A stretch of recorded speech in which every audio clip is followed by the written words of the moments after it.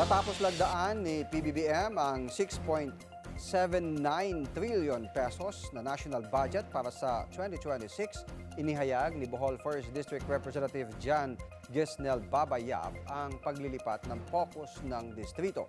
Sa kabila ng zero allocation para sa mga bagong flood control project, ilulunsad ng kongresista ang barangay-based o BABA development strategy na direktang tutugon sa mga pangangailangan ng bawat barangay.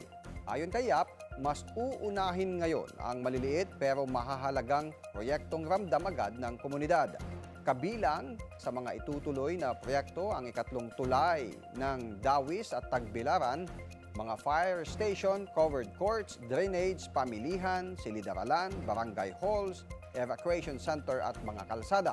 Tiniyak niya ang transparency at pinatatag na kooperasyon para sa patuloy na pag-unlad ng Bohol 1st District.